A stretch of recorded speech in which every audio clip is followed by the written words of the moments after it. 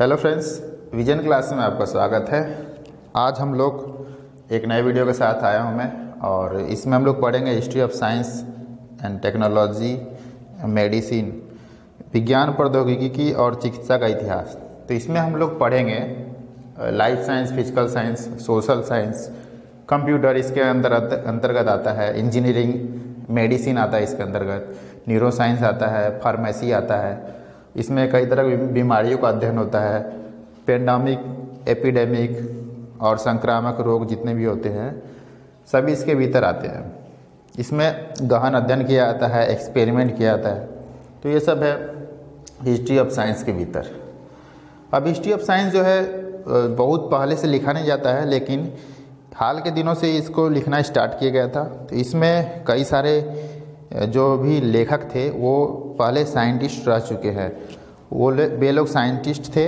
वे लोग कई तरह के आविष्कार किए हैं। आविष्कार करने के बाद वे लोग जब इससे रिटायर हो चुके, जब उन्होंने अपना रिसर्च करना बंद कर दिया, तो उन्होंने हिस्ट्री लिखना शुरू किया, जो कि था हिस्ट्री ऑफ साइंस। और उन लोगों जो लोग लिखते हैं हिस्ट्री ऑफ साइंस, उन लोगों को बोलते हैं हिस्टोरियन ऑफ साइंस। तो हम लोग जानते हैं आज उनके बारे में।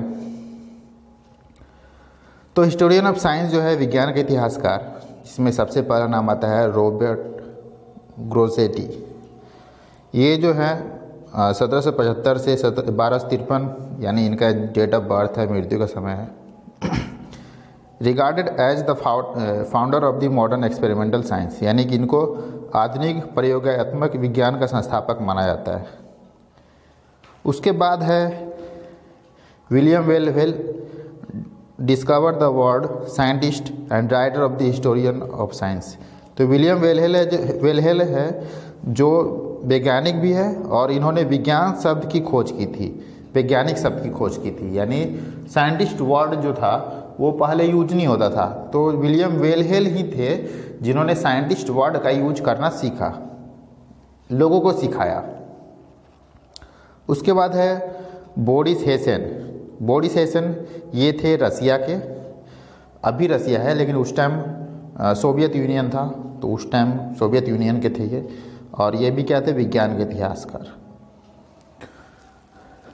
उसके बाद है थॉमस कुहन। ये अमेरिकी वैज्ञानिक थे और ये इतिहासकार भी थे। तो विज्ञान के क्षेत्र में हम लोग तो अभी तो इतिहासकार के बारे में पढ़े, अब हम लोग जानेंगे कुछ भारतीय नामों के बारे में जिनका बहुत बड़ा योगदान है मेडिसिन फील्ड में, मेडिकल फील्ड में, सर्जरी फील्ड में, जिसमें आता है आयुर्वेदा। तो आयुर्वेदा की शुरुआत भारत में हुई थी, और इनको शुरुआत करने वाले थे महर्षि चरक। इनको माना जाता है father of medicine in India. और ये एक किताब लिखे थे जिसका नाम था चरक संहिता, जिसमें उस समय जितने भी खोजें हुई थी, औषधियों की, दवाओं की जितने भी खोज हुई थी, जड़ी बूटियों से किस तरह से इलाज किया जाता था, वो सभी उसमें लिखा हुआ था। चरक संहिता के बाद ये हैं आचार्य सुश्रुता। इनको बोला जाता है फादर ऑफ सर्जरी के पिता। यानी कि हजारों साल पहले जब सर्जरी करना इन्होंने ही शुरू किया था। ये हैं उनके उपकरण जिनके द्वारा ये सर्जरी करते थे।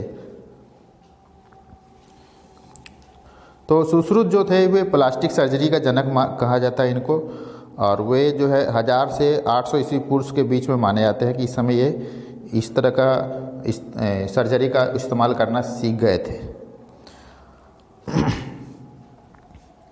तो आप लोग के लिए आज एक क्वेश्चन है। आप लोग कमेंट बॉक्स में आप लोग कहीं से भी बुक से खोज के या गूगल से खोज के कहीं से भी मेरे को ये क्वेश्चन का आंसर दीजिएगा। Who discovered the polio vaccine, यानी पोलियो टीके की खोज किसने की थी। तो पर्यावरण इतिहास के अध्ययन में हम लोग कुछ पुस्तकों का नाम पढ़ेंगे। तो पहला पुस्तक जो है इसका नाम है साइलेंट स्प्रिंग। इसको लिखे थे रोचेल कार्सन। दूसरा बुक है वक्र के पीछे यानी ग्लोबल वार्मिंग का विज्ञान और राजनीतिक, इसको लिखे थे जोशुआ पी होवे। थर्ड बुक है जीवन के समुदाय में मानव जाति की बदलती भूमिका का विश्व का एक पर्यावरणीय इतिहास, इसको लिखते जे डोनाल्ड ह्यूजेस। अगला बुक है New Natures Joining Environmental History with Science and Technology Studies, इसको लिखे थे D Jorgensen, F Jorgensen and S Pritchard. अगला बुक है द रिपब्लिक ऑफ नेचर, इसको लिखे थे मार्क फिज। और लास्ट बुक है जिसका नाम है सिचुएटिंग एनवायरमेंटल हिस्ट्री, इसके लेखक थे रंजन चक्रवर्ती। तो ये कुछ इम्पॉर्टेंट बुक्स थे जो इन्वायरमेंट से रिलेटेड, पर्यावरण विज्ञान से रिलेटेड थे। आप लोग इसको नोट डाउन कर लीजिएगा, एग्ज़ाम में ये 1 मार्क्स के लिए आ सकते हैं। तो आज का वीडियो आप लोगों को कैसा लगा, आप लोग कमेंट बॉक्स में टाइप करके बताइएगा मुझे। और आप लोग अगर कोई सुझाव सजेशन है तो वो भी लिख सकते हैं। और ज़्यादा अच्छा लगे तो आप अपने दोस्तों को ये शेयर कर सकते हैं। Thank you.